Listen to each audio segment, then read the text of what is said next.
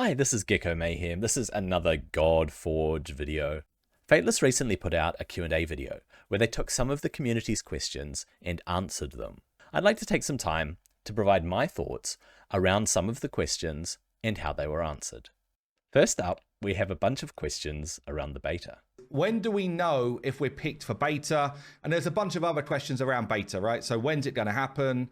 How many people are going to play? All that type of stuff. So I guess firstly, there is going to be a deep dive answer to this question on the podcast, which is coming this Thursday. We have Ash on the podcast with myself, Sham, and Brad Chosen. And basically, we talk about the beta at length and how some things are actually changing for what we originally planned for the beta. So yeah, definitely going to be a really deep dive answer to that question. And so what I can tell you right now is we've made some changes to our plan for the beta, and what that looks like is, rather than we're going to throw you into a world which is half finished and give you some of the story but all of the story and kind of let you play through some of that stuff, we're actually going to have a different experience which we're crafting right now, which is going to be more in tune with I guess a challenge and a fun challenge at that, with the ability to enter really cool stuff. So that's changing. It does mean that our date is going back. Our date was going to go back anyway. We've had a senior leadership meeting around this, and basically we would not have had enough of the visual effects done and polished by the time that we set. So I guess it's a watch this space in terms of time, more likely to be the very end of June, early July. And in terms of how do we know if we're picked, back to the original question, basically you will be emailed to let you know which wave of the beta you are in, alpha, beta, whatever you want to call it, you were in, and that will come through via email. We will try and get everybody who has signed up to the beta list into the game in one of the waves that we set up. So as I say, more details coming on Thursday in the podcast. All right, quite an extensive multi-part answer there to the questions around beta. There's a fair bit here to unpick.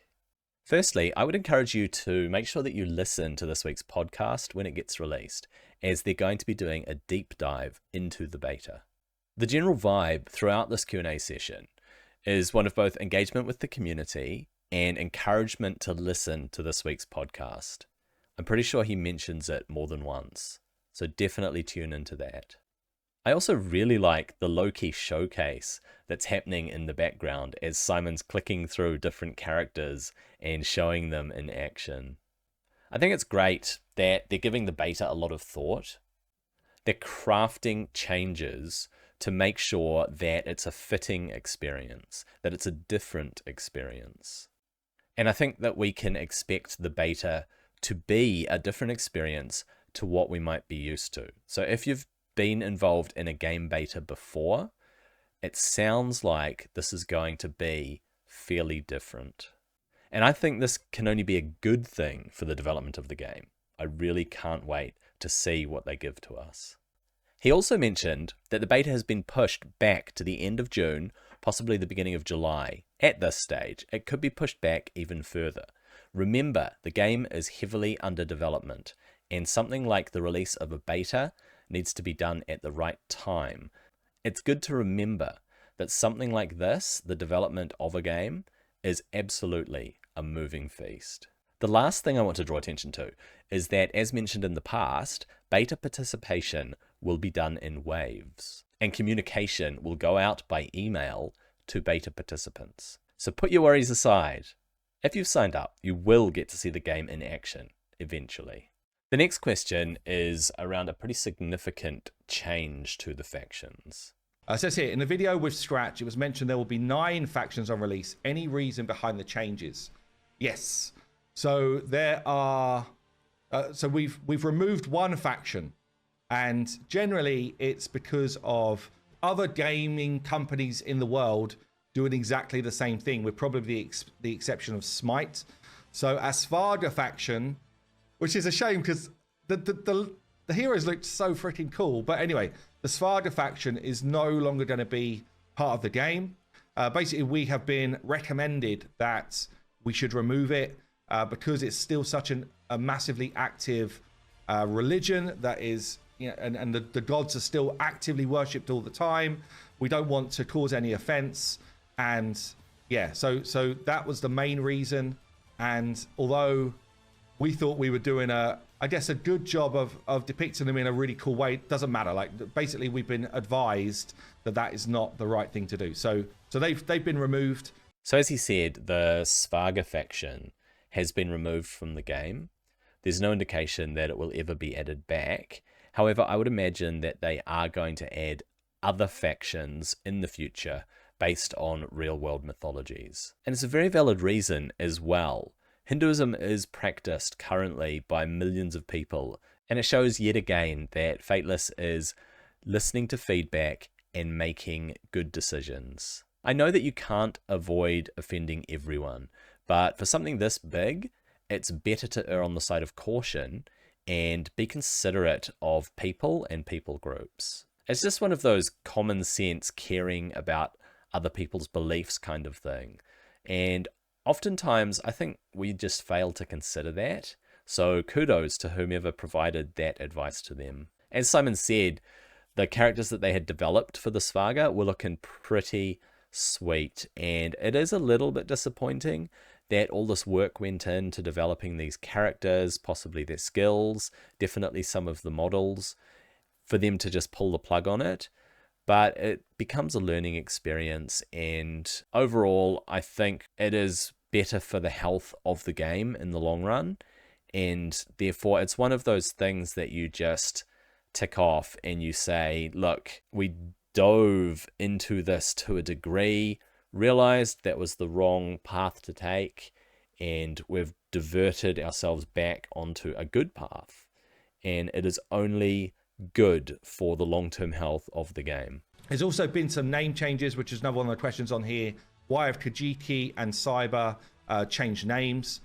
Basically, we have got now a new lore writer who is Aaron, who was actually on a podcast recently, and just wanted to have a bit more of a uniform feel for how the names are kind of like depicted, and they're based on, I guess, mythological or cool locations which mean something to that mythology. So a couple of the names have changed, which you'll see in game if you've been keeping your eyes open, which means that things like merch stores and that are going to be updated as well. So what was formerly Kajiki is now Izumo, and what was formerly Saber is now Omeokan. And as he said, this is due to narrative and consistency. It made a lot more sense for them to attribute different names to these two factions.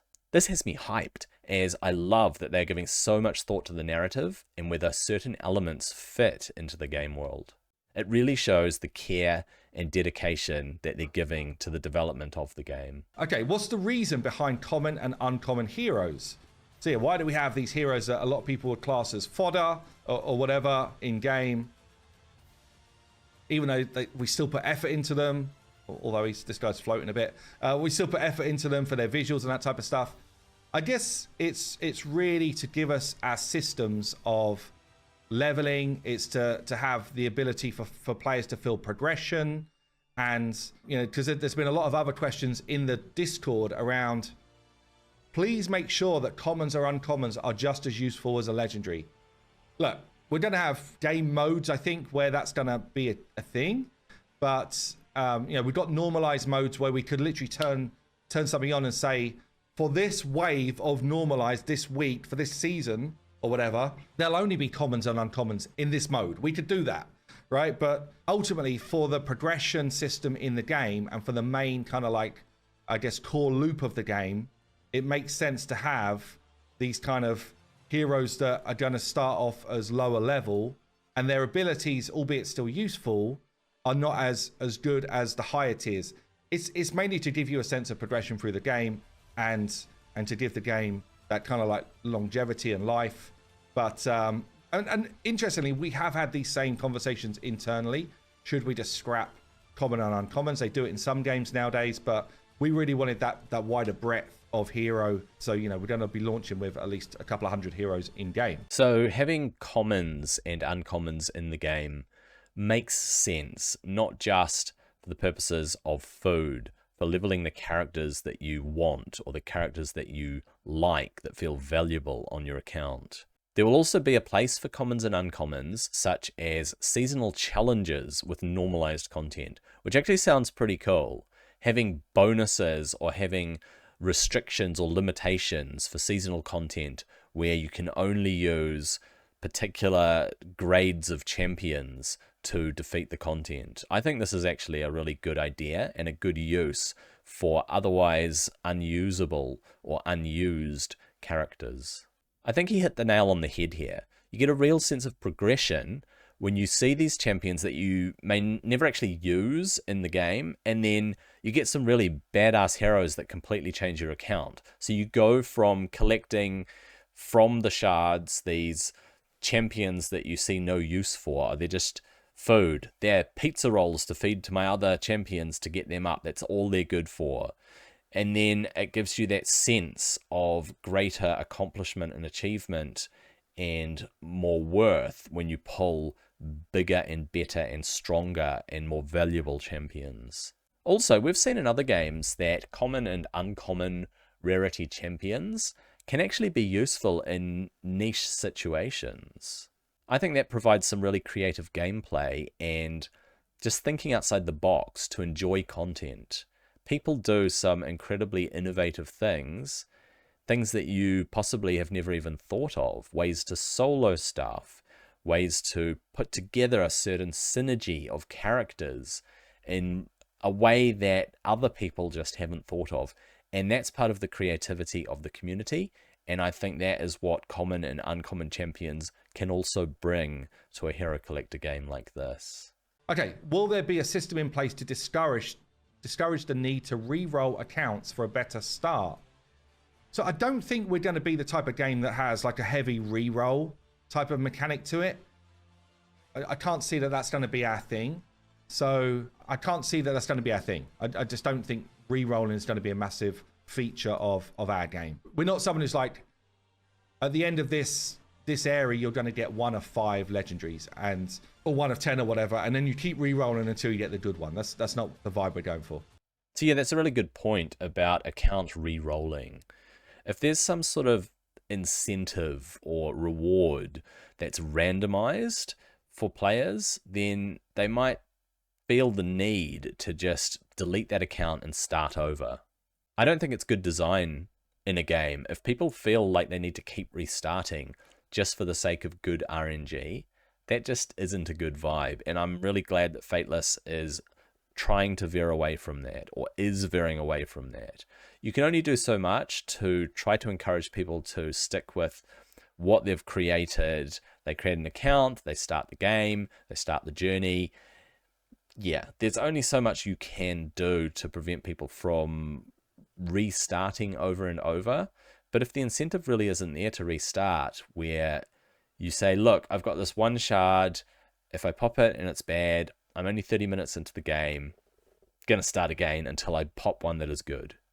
It's really just pointless to do that. And like I said, I'm glad that they're moving away from that and they're actually discouraging people from trying to roll over and over until they get good RNG. Are there any plans for creator-specific tools like spectator modes, custom lobbies, or lore databases to help creators tell stories in the Godforge universe?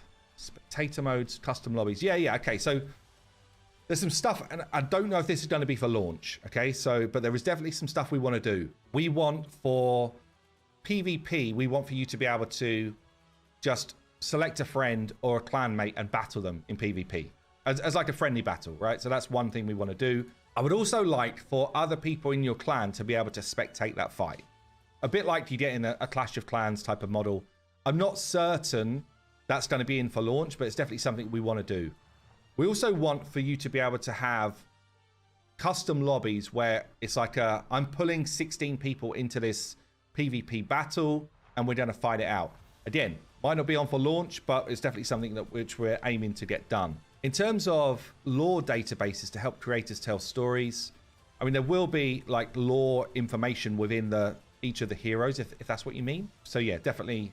And storytelling and stuff is a big part of what we're doing.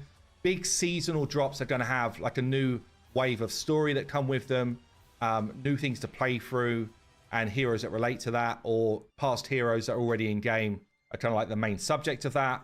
So yeah, there is some stuff going on around storytelling and lore. It's really important to our game. I really like this idea of being able to choose to PvP against clanmates and against friends. And also the idea of a clan spectator mode, where you might have some really strong clan members come up against each other, and other clan members get around and they're able to watch this one-on-one battle between these two behemoths, or whatever the case may be. I think that's really cool, being able to put extra stuff in the game like that, because spectator modes in games are always welcome. They're always fun. In giant PvP maps where you've got 50 versus 50 players, as people die, they tend to go into spectator mode, and that just gives them a vantage point of watching the strongest players get narrowed down until you've got the big boys facing off against each other and people are cheering for one or the other. The whole camaraderie and getting behind each other and encouragement thing and cheering, it's a really MMO sort of feeling vibe that you get.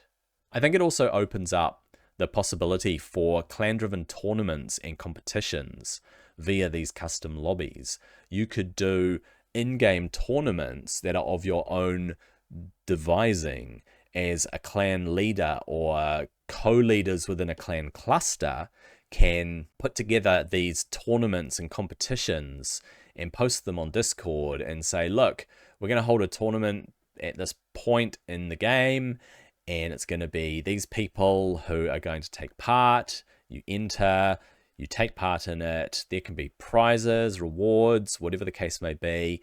And I'm sure that the development team will even get behind that if it's a big enough thing, and if it's possibly run by content creators even, that there are these in-game competitions, and if the tools are there within the game that you can oversee that and do something like that, I think that it is yet another win. I really love that the game is very lore-driven, it's story-driven. There are seasonal story advancements. They're going to drop these chunky points of the story into the game at certain points and for certain seasons. I really love it. We're going to see some fantastic narrative within this game. It's not going to be like other hero collectors that put the story on the back burner, where it's just an aside. You can dig down a little bit and find out about one champion or another, or find out who these factions are and how they tie into the overall story. Narrative is a big focus in this game. I know that not every player is into this, and not everybody engages with the story within a game, but it really sounds like Godforge is putting the RP into RPG. There was a bit of discussion around pay to win, and pay to win versus free to play, and the ideas around currencies in the game and buying packs and things like that. And within this part of the Q&A, Simon addressed a couple of things that I'm going to draw attention to here. If someone goes out and buys a ton of shards, or for us it would be Aether Stones, and gets a load of legendaries early, they're going to get somewhere quicker than you will, most likely, right? If you're free to play. In general PvE. But there will be normalized game modes, at least two, one at least on launch, where it's purely down to skill, knowledge of the game, etc., to try and win those game modes. And payment will never be like it unlocks stuff that someone that just is free to play can't do. So payment will never overrule that. We will have a seasonal mechanic, but it's not going to be, if you guys play Dragon Age, it's not going to be like we're resetting everything on a seasonal basis. There will be some seasonal stuff which just impacts the game flow and makes it more interesting, I guess. So the first thing I wanted to draw attention to there is that the summoning shards are called Aether Stones. I'm not sure if we have received this information before now, but we have confirmation now that that is what the shards in Godforge are. We still don't know how the Godforge works or its full purpose, but there's definitely some speculation surrounding it. And knowing that the summoning items are called Aether Stones just adds to this mystery. I like that he mentioned there are 2 normalized game modes being planned where skill matters more than how much you spend on getting legendary champions, so to speak. And I think it's great to have normalized content in a game. Not just a game like this, but just in games in general, where you have a community of people coming and playing the game. You can have these big spenders who sit at the top of the leaderboards all the time. Having a game mode or two where everything is just normalized and it's reliant on your game knowledge, your skill, probably a bit of luck, but really immersing yourself into the mechanics of the game and being on equal footing, possibly even some sort of handicap or penalty or even bonuses, so pros and cons within a normalized setting. I think that adds to just the flavor of it, a bit of fairness, and just really good competitive spirit. What will clans be like? Will there be clan battles with members, good rewards? So clans are a big part of our game, and the ability to be involved with your clan for a number of different areas of the game. So we definitely don't want clans to just be the place where we hang out and there's a clan boss to fight. There will be a clan boss to fight. But yeah, things like having the ability to transfer clan members between members of a cluster is definitely going to be a thing. Good clan chats will be a thing. Being able to share builds with your clan will be a thing. There will be... And I'm not going to go into all of the clan stuff, so I think I'm going to keep that under hood for now. But there is a bunch more clan stuff which will be really interesting from launch. And then things like clan wars will probably come out post-launch, but relatively soon after launch is our plan. So it's going to be quite a big part of a game. It'll be a big feature that we eventually drop through. So they've given a lot of thought to the whole clans and clan clusters thing. I know that they're calling clans pantheons in the game, and it sounds like they truly do have very big plans that are quite creative or innovative around clan function and interaction. And they're right, clans do need to be much more than just logging in and fighting a clan boss, a boss that you require the whole power of all the members of your clan to take down this massive boss. So you mentioned clan chat, build sharing, being shifted within a cluster, and things like that. And I think that this makes the social aspect of the game much more front and center. And having these tools in the game it's a win for the game.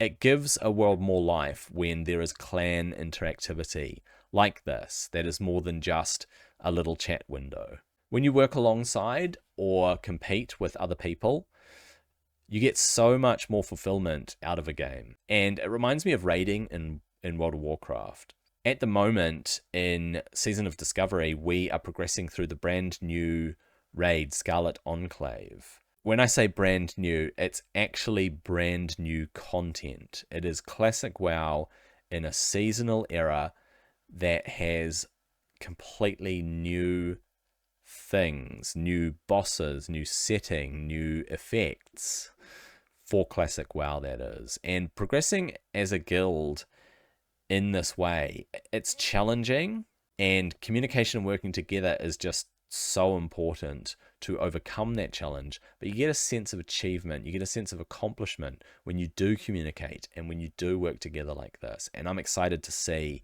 what they actually do with regard to this in Godforge. Okay, some quick fire ones. Will there be fusions? There's likely to be fusions, yes. Probably with an interesting spin. Probably not every single month. But there will be a way to get a legendary hero every month through an activity, not necessarily a fusion. A legendary hero chase. That's what we want to hear, right? That's what we want to hear.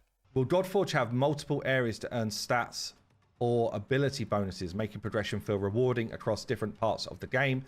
Yes, it will. There'll be a lot of content, especially over time. And yeah, for sure, that's definitely going to be a thing. So lots of content, progression over time, and progression will feel rewarding. I think that overall powering up champions is just going to feel great. And this promise of additional content over time and just progressing through the game, through the different areas of the game being rewarding, I think that's enough to get anybody hyped, right? Do I have to do PvP content to get PvE gear and vice versa? That's not our plan, no. Our plan would be for PvP to reward gear that makes more sense for PvP and vice versa. We already knew this because it has been mentioned before, but keeping PvE and PvP rewards separate is a great idea. This is something that all games should do. If you force PvE players into doing PvP just for the sake of rewards or an achievement, it makes people feel bad because they don't want to be doing that thing in-game that you're essentially forcing them to do. I'm not all that good at PvP. I do enjoy it in some aspects, in some regards, in some genres, some games. I do enjoy PvP, but it takes a lot of practice to get good at it. And if you're not really a PvP player and you don't spend a lot of time getting good at it, if you're forced into it just for the sake of rewards, that's not great game design. Sometimes I just want to play a game. I want to focus on the PvE content, and I want to aim for something that's achievable for me. What else we got here? What is one of the biggest mistakes or assumptions you made as a new game studio in the last 6 months? What did you learn or take away from that? I guess one of the things which we've learned is around, it's probably for me specifically, honestly, like, you know, when we give timelines, we should be a bit more loosey-goosey because it's possible that things go back in game design and game development, especially when you're trying to get elements of polish done. So that's one for me. This was my first question to the team, and I'm glad that they answered it. However, I was actually hoping for a little bit more meat on the answer. Maybe something along the lines of shifting tack or focusing on something specific for too long when it's just a minor technical thing. All in all, developing the Svarga was not a mistake, but it turns out that putting them into the game was. Taking their advice to remove the faction shows that they keep proving that they are listening to feedback.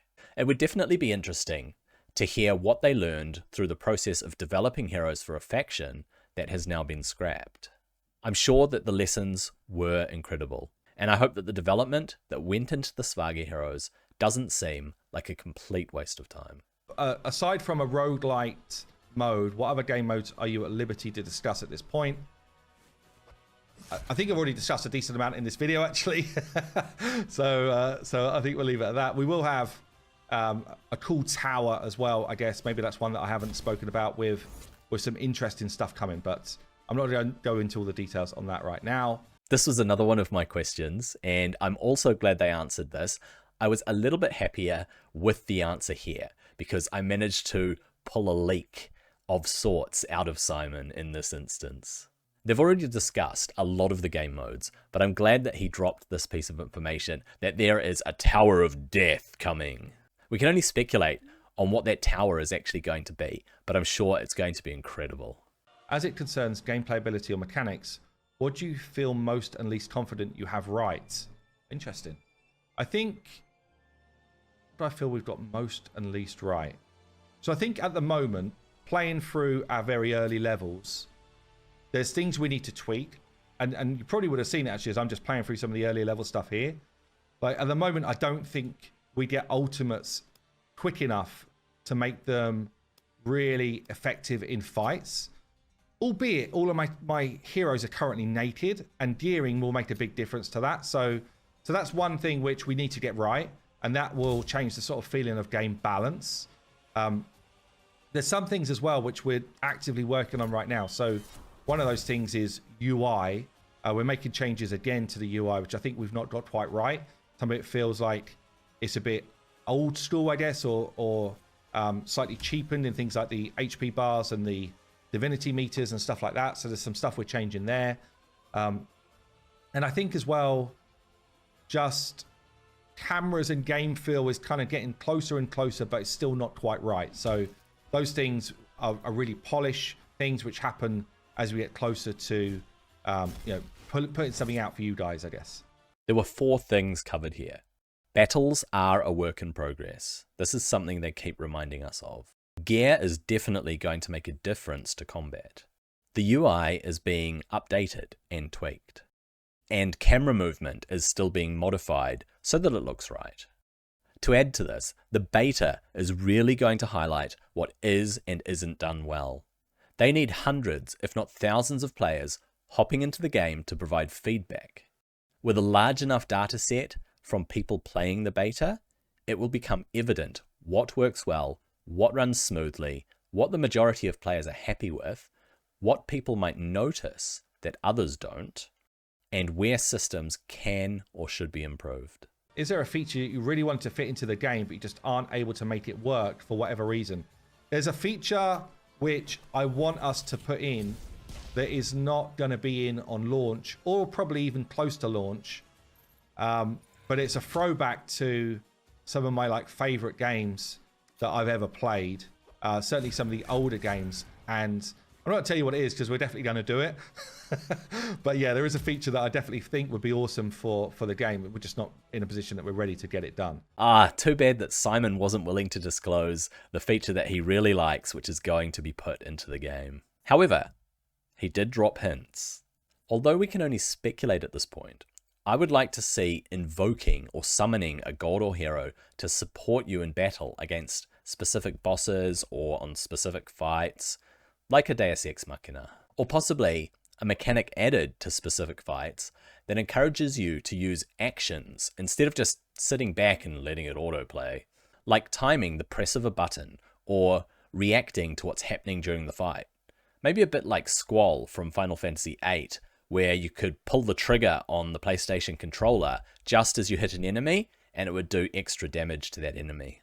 Or perhaps something like the random events that happen in OSRS, Old School RuneScape. They keep you half engaged with the screen when doing repetitive tasks. An example of this is when you're woodcutting. Occasionally, your axe head will fly off. You have to take notice, go and pick it up and repair your axe to keep chopping trees. Otherwise, eventually, that axe head will despawn, and you don't want to lose your rune axe. Will the game stick to a fantasy sword and sorcery genre when adding new champions, or will we see more modern legends such as Musketeers, Billy the Kid, Jack the Ripper, Jekyll and Hyde, that type of stuff? Definitely got no reason to not put more modern legends in. Currently, we have no gunpowder in our game. That's a decision that we've made to kind of uphold at the moment. Things can change over time, obviously, but yeah, fantasy, sword and sorcery is definitely our direction at the moment, rather than sort of rather than guns and that type of stuff. So that's really cool. They're sticking to the swords and sorcery feel of the game as an RPG. It is their main focus for now. For example, there's no gunpowder, there are no guns in the game, so it's classic fantasy. But he did say that more recent heroes or characters are not completely off the table. And I think this is good. This could be good for the long-term health of the game. We may yet see icons from the last couple of centuries, provided they fit into a particular faction. Myself, I'm hoping to see Bruce Lee added to the game. I think he would fit right into that Tower of Death. And last one here then, from Mr. Sneaky. How do you plan to introduce new content? Is it just going to be hero releases, or are you making big events with stories to implement? I've kind of spoken about it already, actually. There will be some months or releases where it's kind of more hero-based, and not just heroes, but heroes, weapons, and like small quality of life changes. And there will be bigger seasonal drops where it will be storylines come in and content which kind of like flows around that story. So that's probably the vibe. So the answer to this question about releasing new content, I think, is a bit of a mix of stuff. Definitely introducing new heroes, but also quality of life changes. And then they're also going to have some big seasonal drops. And it sounds like they'll be making a big deal of those. So those big seasonal drops will make quite an impact on the game. That's something that you'll want to take notice of and can't help but take notice of. I think this all sounds great, and it's just what we would expect, right? There are going to be regular updates, but they won't always be to introduce a new selection of heroes to the game. There wasn't any mention of power creep here, but I think that was covered in the last Q&A that they did a few months ago. Power creep is definitely something we can expect through updates that introduce new heroes, and new or advanced areas of the game. It's just a given in a game like this that there will be power creep, and we will see new heroes come along that seem extremely strong, but there's always going to be some sort of balance. There will be new things to do in the game, new areas to explore, new tasks to undertake. And as they introduce new parts of the game and new heroes to the game, I think we're just going to enjoy everything that they throw at us. Well, that's everything. That was basically all of the questions that I wanted to cover, and a bit of my own feedback on the answers that Simon gave to those questions. I hope that this video was useful for you, and I hope that you have a great day. I'll see you on the next one.